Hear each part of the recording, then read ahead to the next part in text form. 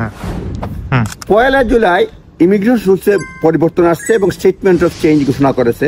তার মধ্যে রয়েছে যে শর্টেজ যে কেয়ার শর্টেজ অকুপেশন লিস্ট যেটা রয়েছে মানে 22 জুলাই থেকে অনেকগুলি পরিবর্তন আসবে।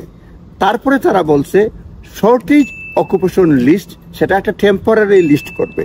এই টেম্পোরারি লিস্টের অধীনে তারা বলছে আগে যেভাবে বলা হতো যে শর্টেজ অকুপেশন লিস্ট হলে বেতনের ডিসকাউন্ট রয়েছে, অন্যান্য ডিসকাউন্ট রয়েছে, এইবার বলছে বা বিভিন্ন ধরনের ফি ডিসকাউন্ট রয়েছে। এইবারের ঘোষণায় যেটা বলা হয়েছে কেবলমাত্র RQF লেভেল 6 এর নিচে আনা যাবে যখন তারা এই ইন্টারিম শর্টেজ অকুপেশন লিস্ট করবে।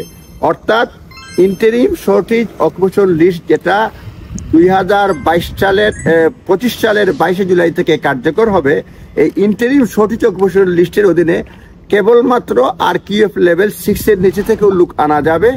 তবে এখানে বেতনের ডিসকাউন্ট থাকবে না, তারা ডিপেন্ডেন্ট আনতে পারবে না, শুধুমাত্র RQF লেভেল 6 এর নিচে 3 থেকেও আনা যাবে। এটাই তারা বলছে শর্টেজ অকুপেশন লিস্টে।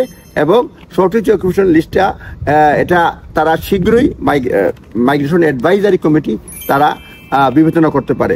আর যেটা বলছে যেটা হচ্ছে যে তারা RQF লেভেল যে 6 করেছে, যার ফলে মানে 22 জুলাই থেকে যারা 6 হবে, যার ফলে 180টার মতো পদ তারা বিলুপ্ত হয়ে যাবে। যদিও প্রেস রিলিজে বলছে 111টার মতো পোস্ট বিলিশ হবে, অর্থাৎ 180টা বা 11টা যেটাই হোক এই পদের এগেনস্টে ওয়ার্ক পারমিট ইস্যু হবে না, কারণ ওয়ার্ক পারমিটের ক্রাইটেরিয়া বাড়িয়ে ফেলেছে। অর্থাৎ ব্যাচেলর লেভেল হতে হবে কিংবা RQF লেভেল 6 হতে হবে। সুতরাং যারা শর্টেজ অকুপেশন লিস্টে আসতে চান তারা এমপ্লয়ের সঙ্গে যোগাযোগ করুন, নিজস্ব অ্যাডভাইজারের সঙ্গে পরামর্শ করেই তবেই আপনারা আবেদন করবেন। আজ এ পর্যন্তই, ধন্যবাদ।